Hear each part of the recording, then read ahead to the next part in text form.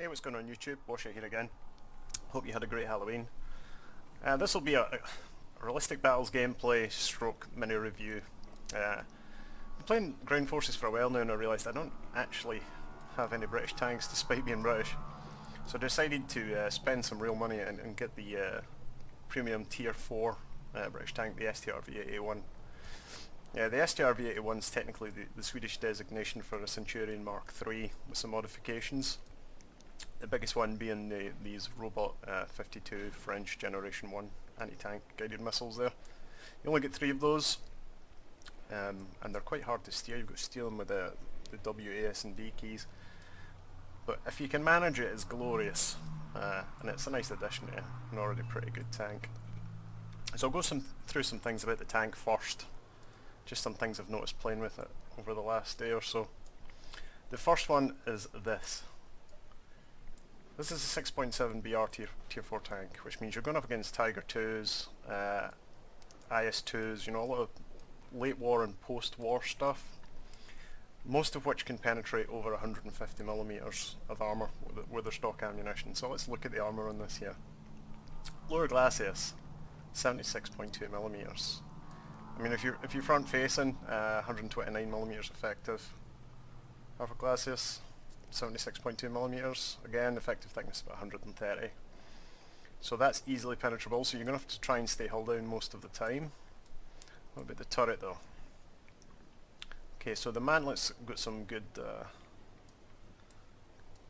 curvature on it here, so you've got a possibility of bounce rounds, but again, 152mm thick. Anybody's got like fin stabilised heat or discard and sable's probably going to go through that. And the cheeks again, well, probably not going to aim for those. 89mm effective at this angle, 232, and there's a decent slope on the roof.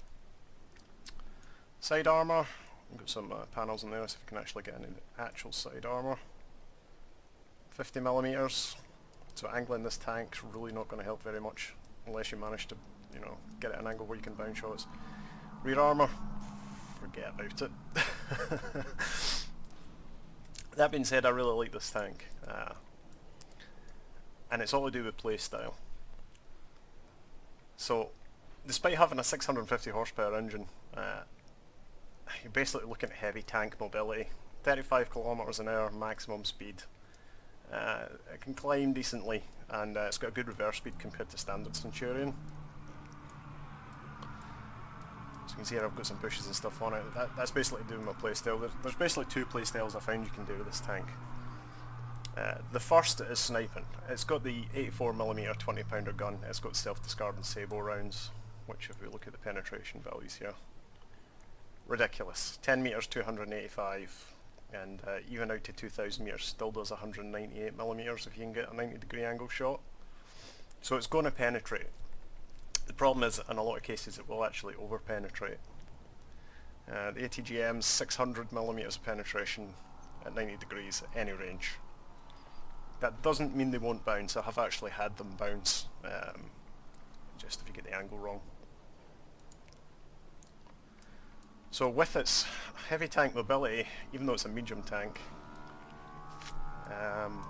you're limited to 2 options. You can either snipe at range, because it's got phenomenal range with very little drop with those sable rounds, and you've got good standoff range with ATGMs if you can steer them into the target at long range and they don't see it coming.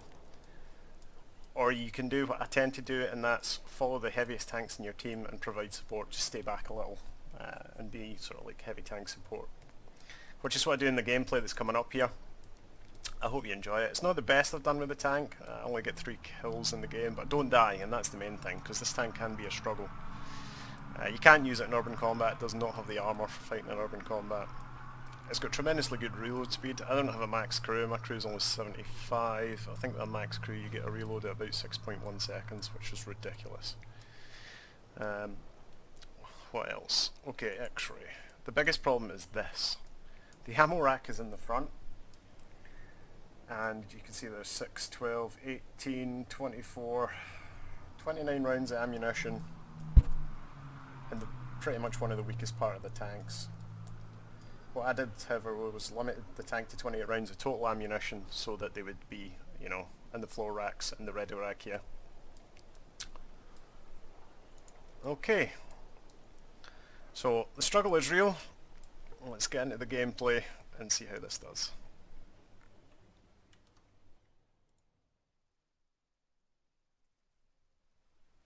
So welcome back, YouTube. We've got a triple cap domination on Eastern Europe. This is realistic battles mode. Just going to spawn in here. Now, first thoughts, north or south, which way do I go? I've pretty much decided I'm going to go where the heavy tanks go, which is usually the south. The enemy spawns in the southwest corner of the city here, which means they'll probably be sending heavy tanks or tank destroyers, or even like light tanks around that south side to try and catch our guys Captain A. That tends to be the way this plays out in my experience. I'm sorry about the video quality. I was playing around with the post effect settings and I tried to increase the sharpness to take away the blur at range, and it kind of, washed the colours out slightly. So I'm just going to mosey around to A, try and stay hull down behind A and just look for them coming from the south-southwest, sorry, west-southwest, and then watch where the team's heavy tanks go. First drop some artillery right on the entrance point to C. It's just a guess at this point, but I think I actually do get some hits from it.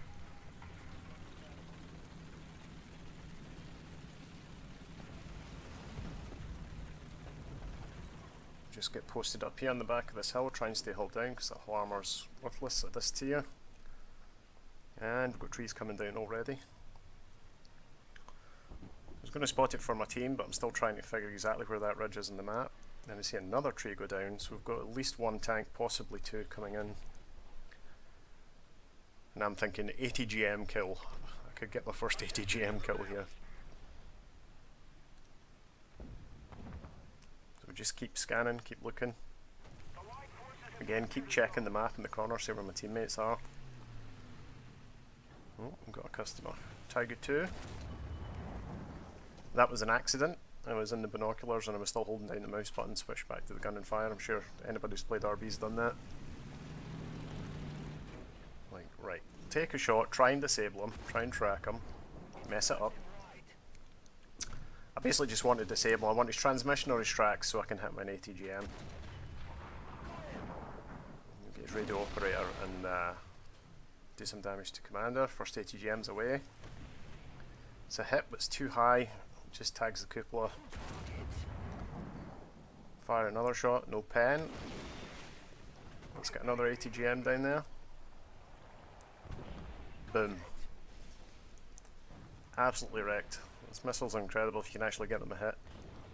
The problem is if they tag foliage or anything in the way, the missile will pretty much detonate. So still scanning, still checking. We've seen a second tree going down, so there's probably a second tank coming. Looks like a Jagdpanther. Now you see what I was talking about with over penetration. Tried to track him, again, went straight through. So now I'm trying to tag him for the team.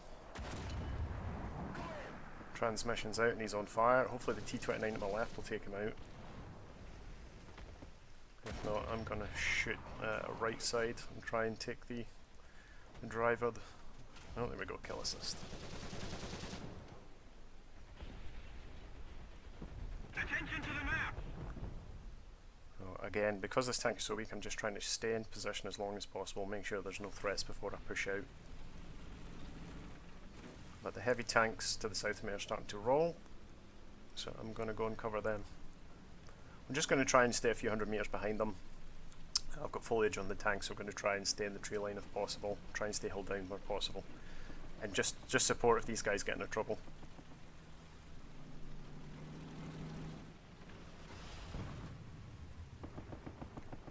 You can tell I've had some bad games in this tank, just the fact that my head's constantly in a swivel here searching for targets.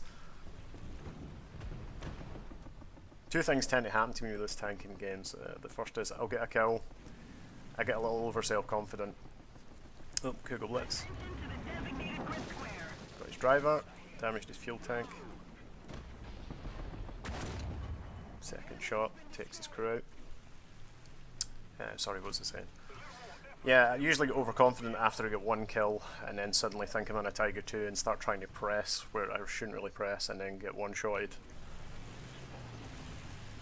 Or I take my time, as I'm doing here, try to get in a good position and just get outflanked by something more mobile, and get one-shotted again. So, as I say, the struggle can be real with this tank. What I'm doing here, covering the heavy tanks, playing support roles, probably the best thing you can do. Any enemy tanker worth his salt is going to try and take out the heavies first because they're the biggest threat to him. Unless he's a scrub lord and just wants the easy kill, he might try and shoot you first. Got a nice wyvern overhead, providing our support. IS-2, again, I wish I would stop trying to track these tanks because Sables tend to over-penetrate. Plus the track's quite hard to hit for the side, it's such a small target. So the T-29 in front of me has got engaged. Again, just trying to provide some support. Look at that bounce. If I'd just aimed a little bit to the left, that would have pinned. Might shoot him through the right hand side and take his ammo out. Now I know there was a second tank there, so I drop artillery in the position I think he's roughly at. I start pushing up to regroup with the T-29 again.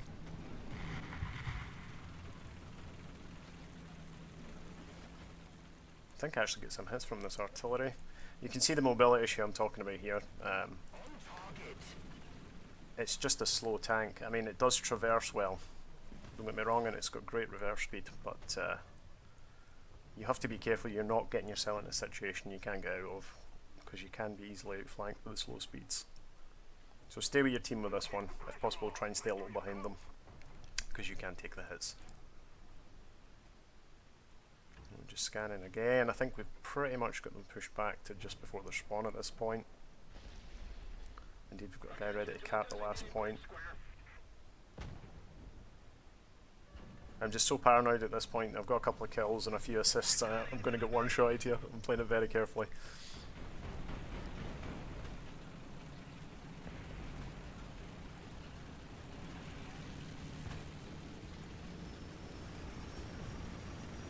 Just trying to get to an angle now where I can cover the guys pushing into B and, if possible, keep an eye on their spawn.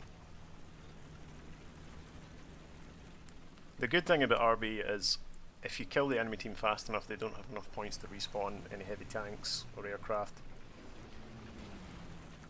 That's also the downfall.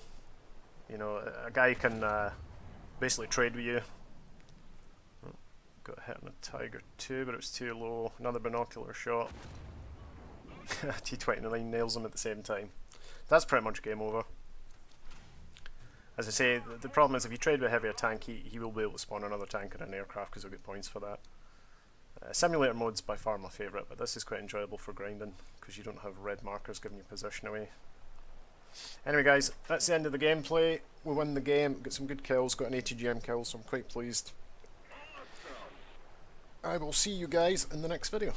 Wash out, signing off. Ta-da!